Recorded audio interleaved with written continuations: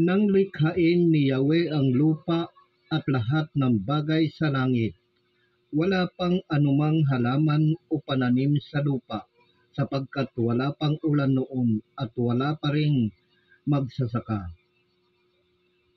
Ngunit mayroon ng bukal ng tubig na dumidilig sa lupa. Nilikha ng Diyos ang tao mula sa alabok, hiningahan sa ilong, at nagkaroon ng buhay. Naglagay si Yahweh ng isang halamanan sa Eden, sa dakong silangan, at doon dinala ang taong kanyang ninalang.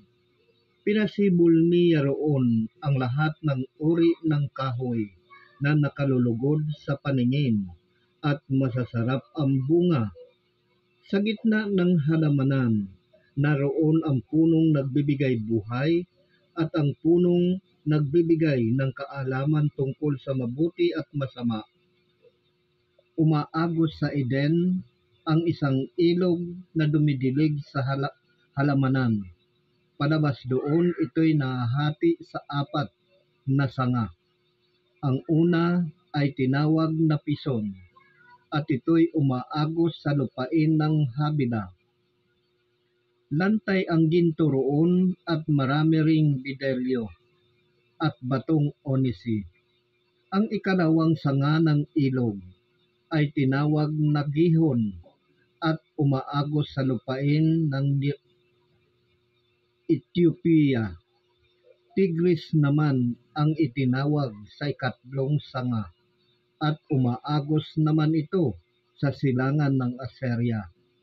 Ang ika-4 na sanga ay ang Euphrates. Inilagay ni Yahweh ang tao sa halamanan ng Eden upang ito'y pangalagaan at pagyamanin. Sinabi sa tao, "Makakain mo ang alinmang bungang kahoy sa halamanan, maliban sa bunga ng punong kahoy na nagbibigay ng kaalaman tungkol sa mabuti at masama. Huwag na huwag mong kakanin ang bunga niyon. Mamamatay ka kapag kumain ka niyon." Matapos gawin ang lahat ng ito, sinabi ni Yahweh, "Hindi mainam na mag-isa ang tao. Bibigyan ko siya ng makakasama at makakatulong."